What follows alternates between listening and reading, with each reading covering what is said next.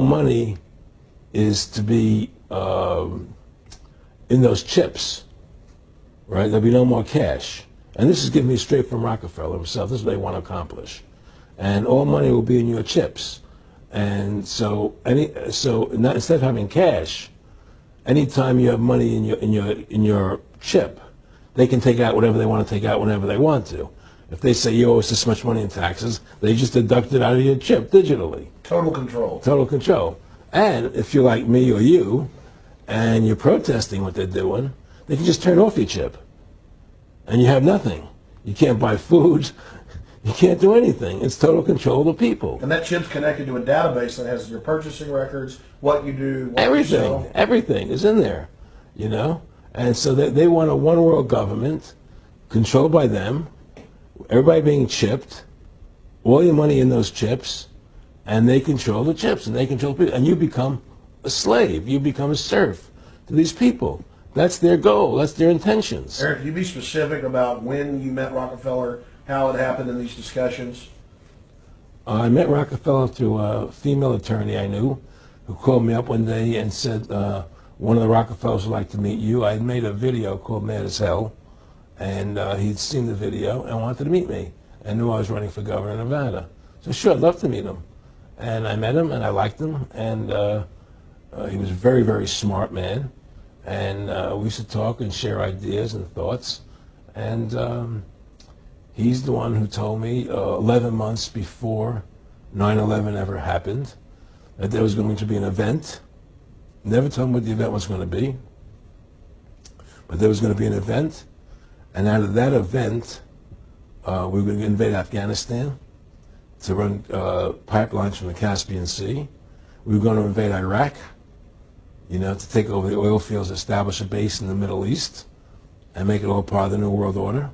And we'd go after Chavez in Venezuela. And sure enough, later 9/11 happened. And I remember he was telling me how how you're going to see soldiers looking in caves for people in Afghanistan and Pakistan and all these places. And there's going to be this war on terror, which is no real enemy. And the whole thing is a giant hoax, you know, but it's a way for the government to take over the American people. He told you it was going to be a hoax. Oh, yeah. Oh, yeah. There's no question. He says, there's going to be war on terror. And he's laughing. There's no... Who are we fighting? I mean, why do you think 9/11 happened and then nothing's happened since then? Do you think that our security is so great here that these people who pulled off 9/11, who were able to, can't knock down another plane? Come on, it's ridiculous. 9/11 was done by people in our own government and our own banking system to perpetuate the fear of the American people into subordinating themselves to anything the government wants them to do. That's what it's about, and to create this war, this endless war on terror. And that's why and that was the first lie. And the next lie was going into Iraq, you know, to get Saddam Hussein out with his weapons of mass destruction. That was the next lie. Now, specifically, this was a little over 6 years ago?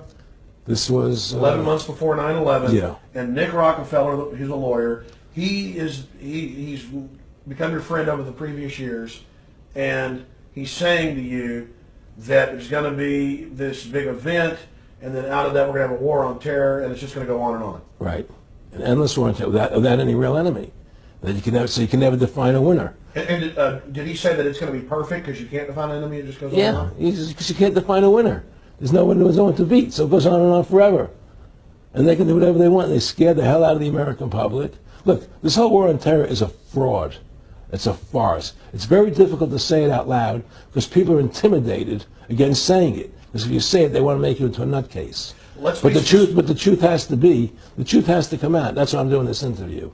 The fact of the matter happens to be that the whole war on terror is a fraud. It's a farce. Yeah, there's a war going on in Iraq because we invaded Iraq. And people over there fighting, you know. But the war on terror, that's a joke, you know. And until we discover what really happened on 9/11 and who was responsible for 9/11, because that's where the war on terror emanates from. That's where it comes from. It was 9/11 that allowed this war on terror to begin. And until we get to the bottom root of 9/11, the truth of 9/11, we'll never know about the war on terror. Aaron, you said that he was, and I think it's important, and I know this about the Rockefellers from Dr. Dennis Cuddy and many others who literally, you'll be 20 years old in a lunch line at college, and no, there's David Rockefeller. And they're experts at recruiting and getting what they call players, and that clearly he was, I don't want to make it specific and just get you to reiterate what you said last night about you got 30% of the vote, you were having an effect, you made mad as hell, they knew that you'd started the Constitution Party, they knew that you were somebody who was taking action and getting things done, you'd already made some big films, had a lot of other successes, right. So they were trying to recruit you, and didn't it come down to the point of, hey, we are here to recruit you, and don't worry, your chip's going to say, don't mess with us. This guy's don't touch. Yeah, yes, that did happen. I was definitely being recruited, but it's more subtle than that. Well, in your words, just go through the process, and then what he said. Well, what it is remember, we were friends, and we used to come to my house a lot. We'd have dinner, we'd talk, and he'd tell me about business investments, how you get involved in, or they would help me with this business investment or that business investment. And was I interested in joining the Council on Foreign Relations? I would have to get a letter to join them, but was I interested in that? And, just stuff, leading you on. And I used to say to him that I never really did that because that wasn't where I was coming from. As much as I like you, Nick, your ways and my ways, we're on the opposite side of the fence. I don't believe in enslaving people. And he would come back with, oh, I do? Or? Well, it would be more like, It's better for them. Well, it's more like, how do I put it? It was like, what do you care about them? What do you care about those people? What difference does it make to you? Take care of your own life. Do the best you can for you and your family. What do the rest of the people mean to you? They don't mean anything to you. They're just serfs. They're just people. It was just a lack of caring, and that's just not who I was. It was just sort of like cold, it was just like cold, and I used to say to him, what's the point of all this? You have all the money in the world you need. You have all the power you need. What's the point? What's the end goal? And he said the end goal is to get everybody chipped, to control the whole society. To have the bankers, the elite people, the bankers and some governor controlling the world. And I said, all the people in the Council on Foreign Relations believe this way you do? He said, no. Most of them believe they're doing the right thing. A lot of them believe it's better off being socialistic. We have to convince people that socialism is really capitalism.